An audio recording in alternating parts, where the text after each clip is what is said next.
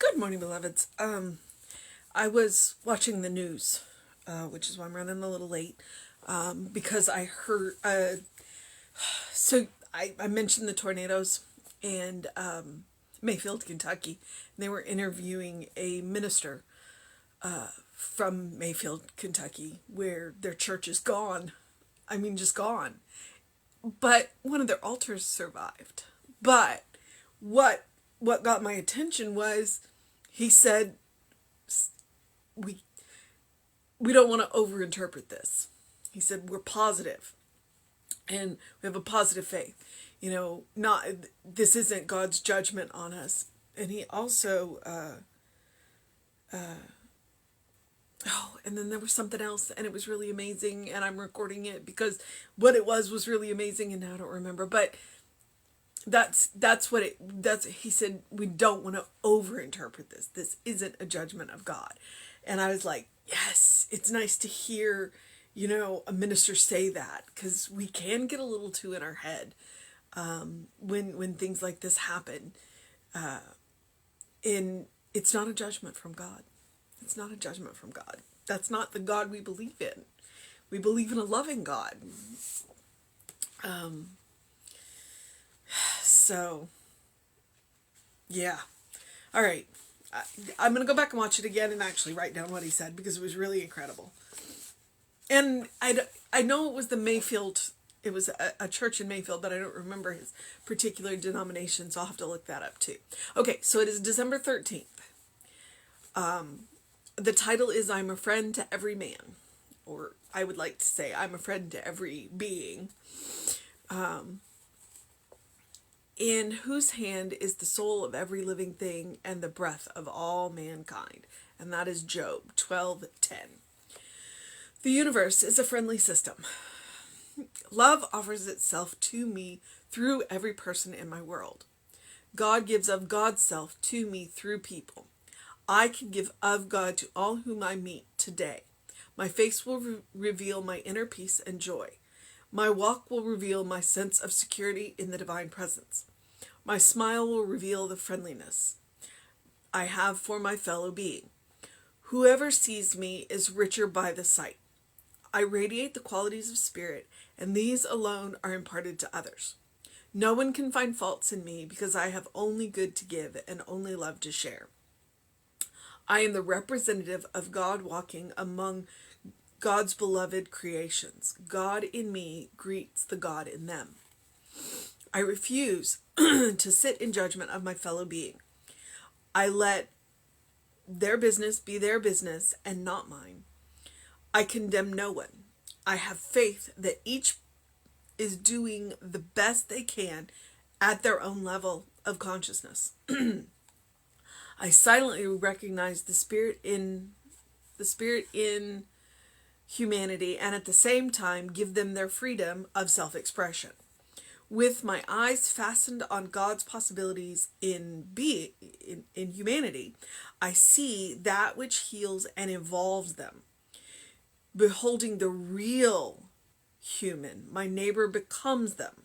And in this becoming, I am raised to new heights.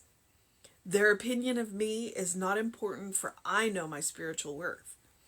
I walk forward on the pathways of truth, whether my neighbor knows this or not.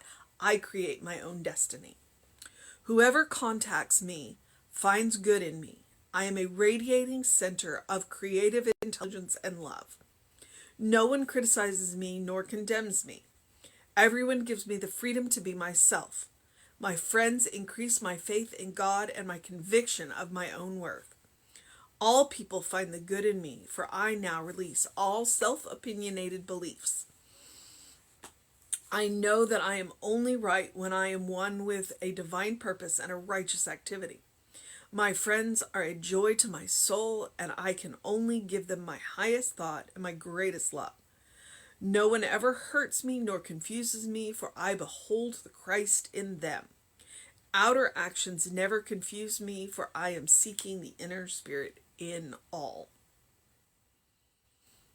All right. So yesterday during the service, one of the things that Jesse talked about was religious witnessing, missionary, or, whatever you want to call it. And he said there's a way to do it. And it's not knocking on people's doors and telling them that their belief in God is wrong. What it is what that first paragraph was about. It's about being that Christ-like being. Seeing the good, being loving, being kind, being compassionate, seeing the good in other people, and doing good and being that light. And then people see you and go, well, what do they know that I don't know? And then they might ask you questions, or they might not. You may never know how you have touched somebody's lives. In fact, frequently you have no idea how you have touched people's lives. Something as simple as a smile on your way home to a complete and total stranger could change their life. And you'll never know that. And that's the amazing thing. So it's like, always be kind. Always be kind. Because that smile that you gave away, or letting somebody in front of you in the grocery store, or, all these little things that we do with strangers that we interact with that we never see again, can make a huge difference. And that's how we show our God. That's how we are the living, breathing representations of God on earth. By being loving, by being kind, by being compassionate, especially with ourselves. Because when we're loving, kind, and compassionate with ourselves, then it's easier to be loving, kind, and compassionate with other people. And so that's what he was about with religious witnessing. It's like, go out and represent the God that you believe in. Show them your God. Don't tell them about your God. Show them your God through your words and your deeds and your actions, especially with people who can do nothing for you. Total strangers that you'll never meet again. Or people that you know and love and care about every day. I was down in Galveston and it was busy, and a friend of mine walked in and all he wanted was a bottle of water, and it was $1, and she was going to have to write a ticket out for me. And I was like, no, go ahead. I wanted him to go first. And this is somebody I know. This wasn't a complete stranger, but he knows me as a good person, and I know him as a good person. So yes, do them for complete and total strangers, but also do them for people that you know. All right. So the title is, I'm a friend to every being. And I changed it. It's every man. But I was like, I could say every human, but I don't want to be friends to every human. Well, I do, but I want to expand that. I want to be friends to every being. So I want to be friends to the 4-leggeds and the 2-leggeds and the 8-leggeds. I like spiders. So I'm working on that. The more legs they have, the weirder it is. But, if I can't do something for them, the least I can do is not hurt them. I think the Dalai Lama said that. I could be wrong. Okay, so in whose hand is the soul of every living thing and the breath of all mankind. It's just a reminder of who we are. And that is Job 12:10. So the universe is a friendly system. Which, coming on, saying that, that was kind of hard to say on the heels of talking about the tornadoes that struck the middle part of the country. But it is, and we can go a long way to making it a friendly system. Our actions have consequences. Love offers itself to me through every person in my world. Where else is love going to come from? It comes from within, but it also comes from all of the people around us. God gives of God's self to me through people, just as we give of God to everyone we meet. I can get, which is the next line, I can give of God to all whom I meet today. I can, but it needs to be a conscious choice. That's the point of spiritual practice. So even when I am unconscious and going through the motions, I am still giving of God the God that I believe in. My face will reveal my inner peace and joy. Yeah, I don't have an inside voice. I don't have an inside face. My face is going to show you what I really feel. So, hence spiritual practice. My walk will reveal my sense of security in the divine presence.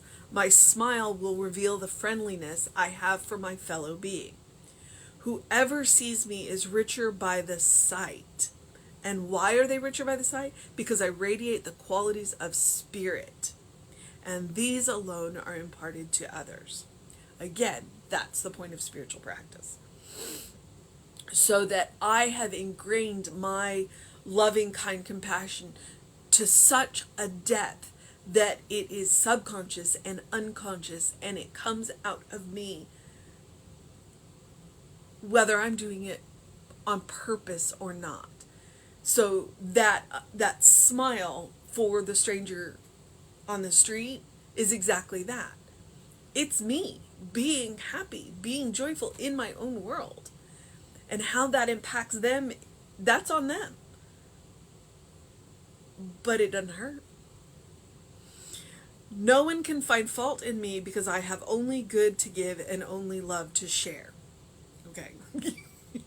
I wish that was true. Nobody can find fault with me. But that's why it's a statement. It's like, take that into your prayer work. But that's also about the loving, kind, and compassionate. Because the more you practice, it becomes a default. And when that is your default, it's going to be harder for people to find fault with you. And then this last line. I am the representative of God walking among God's beloved creations. If that does not set you back on your heels, I don't know what will. And hopefully it does it in a good way. And if it doesn't do it in a good way, well, I might encourage a little more spiritual practice. The God in me greets the God in them. So, I refuse to sit in judgment of my fellow being. I mean, what's the point? What's the point? It doesn't help them, and it just makes you feel icky. I let their business be their business and not mine. You do you. I condemn no one. I have faith that each is doing the best that they can at their own level of consciousness. And that's the faith I'm going to have. Now, obviously, if a person is hurting themselves or hurting other people, we have an obligation and a responsibility to intervene. And intervene in a safe and loving and kind and compassionate way. So, I silently recognize the spirit in humanity and at the same time give them their freedom of self-expression. Give them their freedom of self-expression. Again, you do you. If we could each let each other be who we really are, the world would be a safer place, and it would be a more comfortable place, and it would be a more peaceful place. With my eyes fastened on God's possibility in humanity, I see that which heals and evolves them. Beholding the real person, my neighbor becomes them, and in this becoming, I am raised to new heights. Okay, beholding my neighbor. It was beholding the real person. So what am I seeing? The beloved child of God. All right. I go back to that phrase that you will never look in the eyes of someone God does not love. Never. So when I am looking at the beloved child of God, it raises my consciousness. And I'm holding space for the person that I'm looking at, even if they're acting out, to level up their consciousness as well. Especially if they're acting out. I mean, it's easy to love people that are peaceful, joy, and what have you. It's harder to love people that are struggling. But that's where the real work is. And the real work is right within here. You know, when they're struggling, yes, we have basic needs that we can help them meet. And when those basic needs are met, then they can work on themselves. Until their basic needs are met, they don't have time or the energy or the effort. So that's what I need to do, is I need to see a beloved child of God who is struggling, who has forgotten who they are. Their opinions of me are not important, for I know my spiritual worth. Go repeat that to yourself in the mirror. That's why I'm always telling you, don't worry about what society, culture, religion, other people say about you. You know your spiritual worth, because that's between you and God, nobody else. I walk forward on the pathway of truth, whether my neighbor knows this or not. I create my own destiny. And frequently I do it in conjunction with other beloved children of God around me. So it does behoove me to be kind, to be loving, and to be compassionate. Whoever contacts me finds good in me. That's what I own. That's what I own. Your interactions with me, I own how I behave. And so what I'm going to say is, this is what my goal is. Whoever contacts me finds good in me.